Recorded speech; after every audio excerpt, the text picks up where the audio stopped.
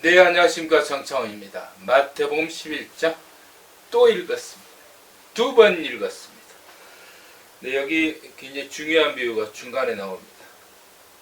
다른 게 아니라 세례요한이 이제 질문을 하죠. 질문을 하러 이렇게 왔을 때 그 질문을 받고 그다음에 세례요한의 사명에 대해서 이것을 세례요한과 예수님의 관계 사명이라고 이제 가르치는 곳들이 많습니다. 여기에 보면은 오리란 엘리야가 곧 이 사람이다 라고 이야기를 하죠.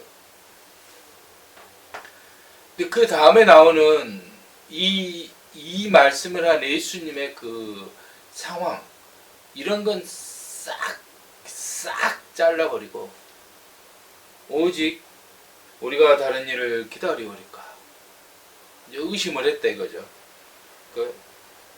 너가 바로 엘리야다. 그리고 그만 해놓고 의심을 해서 옥에 갇혀갖고 원래 의심 안 했으면 풀려났을 건데 죽었다 그렇게 해석한 사람들이 많아요. 잘못된 해석이에요.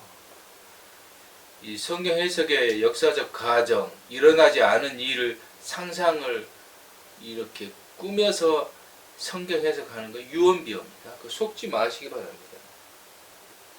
그건 그런 이러지 않았으면 저랬을 것이다. 그런 건 피와 살을 입고 오신 예수님처럼 실제로 일어난 일, 그 다음에 쓴 것, 그것을 기준으로 해석을 해야 돼요. 쓰여진 것도 일어난 일에 대한 쓰여짐이기 때문에 이게 한번 번역된 거거든요.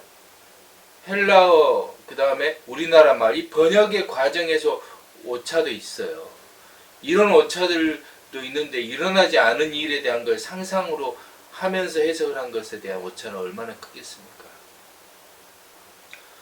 자, 여기서 해석 마태복음 11장을 마태복음 11장이 숲이라고 한번 생각해보세요. 숲. 또는 드라마 11편. 그 굉장히 긴 드라마거든요. 굉장히 길어요. 근데 거기에 딱 한 대목만 딱 대사 하나만 딱 추려갖고 막 그것을 막 절대적인 신주단자 모시듯 하면 되겠어요? 안 되겠죠? 이거 최소한 마태복음 28부작이거든요. 28부작. 28부작 안에 마태복음 11부작 안에 그 한 대목이란 말이에요. 그 마태복음 11부작을 쓴 이유가 있을 거 아니에요. 이걸 왜 썼을까요? 왜? 이 질문을, 세례요한의 질문을 마태가 왜 썼을까요? 세례요한의 이 의문? 질문? 의심 많은 세례요한만? 그리 단편적으로 생각하면 안 되죠. 이렇게 질문하는 당시 성도들이 많았던 거예요. 오실 그이가 당신이 오니까 우리가 다른 일을 기다리오리까. 예수님 부활하셨는데 재림을 하신다 그랬거든요. 근데 안 오잖아요. 오랜 기간 동안. 근데 어려움은 일어나요. 세례요한처럼 순교를 당하고, 순교를 당한 자들이 바로 마태고 또 제자들이고, 스데반도 죽었잖아요.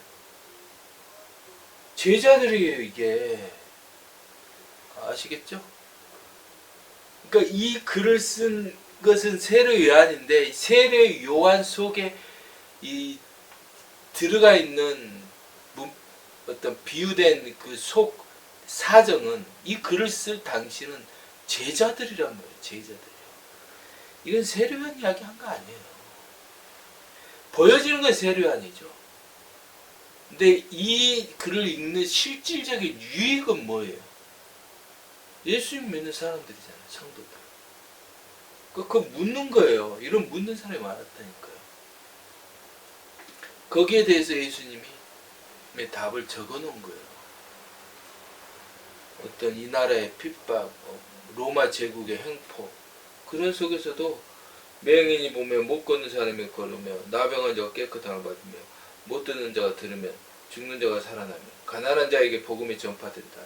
이러한 기적이 일어나는 그것이 바로 천국이거든요. 이것이 바로 홍해가 갈라진 겁니다.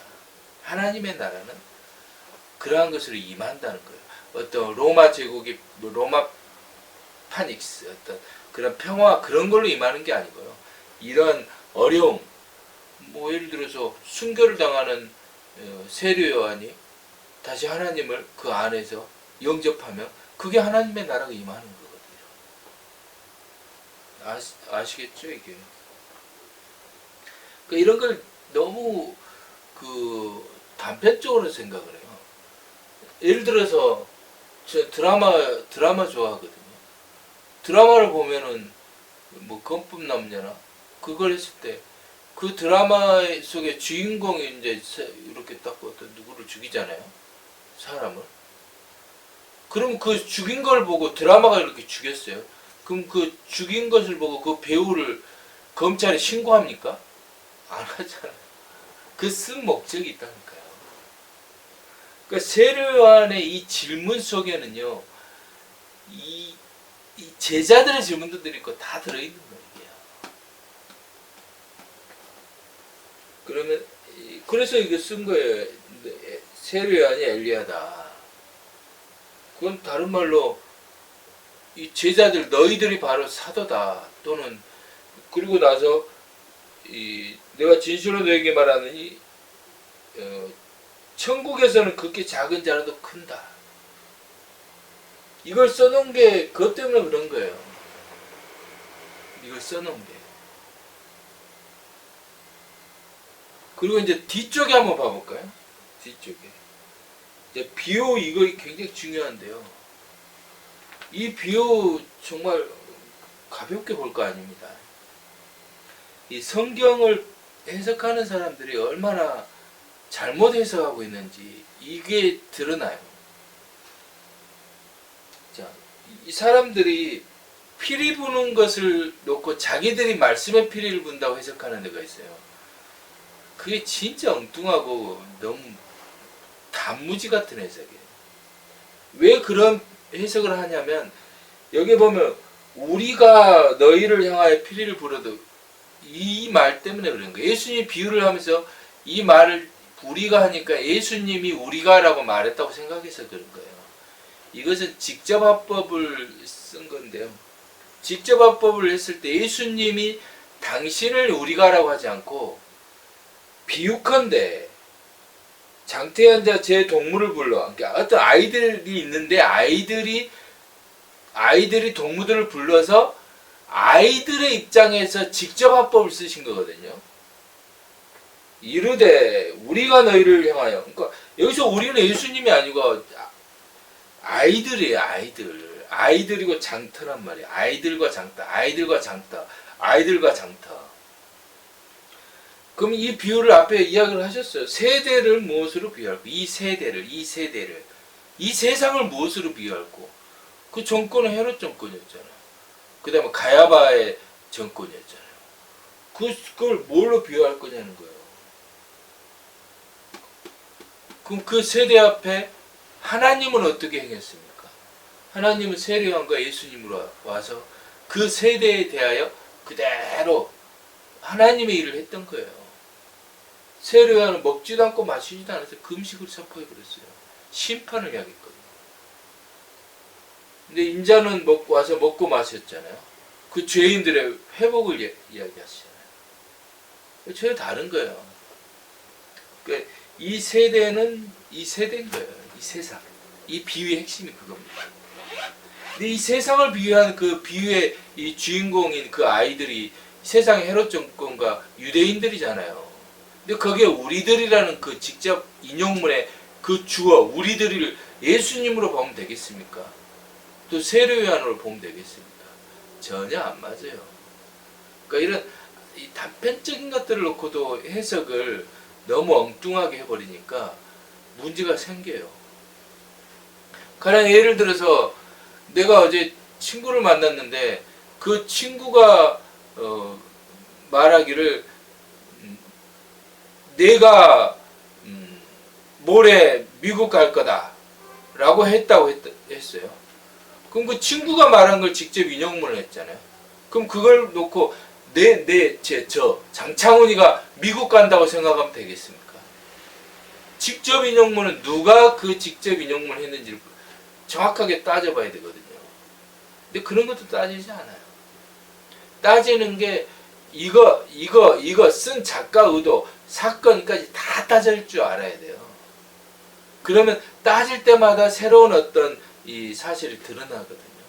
근데 그런 것도 하지 않잖아요. 얼마나 이 단세포적인 이 삶을 사는지 제가 그랬으니까요. 그냥 그만 주문해오듯이 부적 붙여놓고 부적처럼 성경 해석을 딱 고착시키는, 응? 마치 어떤 그걸 갖다 고정시켜버리는 거 있잖아요. 이 어떤 옷걸이에다가 딱 못을 딱 고정해놓고 옷을 걸듯이 성경 해석을 완전 못질을 땅땅땅땅 해놓고 거기다 구원의 옷을 걸어놓는 그런 성경 해석 정말 위험해요. 그런 건 속으면 안 돼요. 그런 건요, 이 진리, 성경의 망치로 팡 치잖아요. 그러면 깨져요. 그 성경의 진리 그걸로 확인하는 거예요. 확인해 보면 알아요. 그렇다고 이제 제 해석, 이러한 이제 성경 해석에 있어서 우리를 라고 했을 때 피리 부는 것을 예수님으로 그럼 한 것 아니냐, 그렇게도 해석할 수도 있는 거예요. 근데 꼭 그것이 100% 맞다라고 하면 안 된다는 거예요. 반대도 생각해 봐야 된다니까요. 네. 여기까지 하겠습니다. 감사합니다.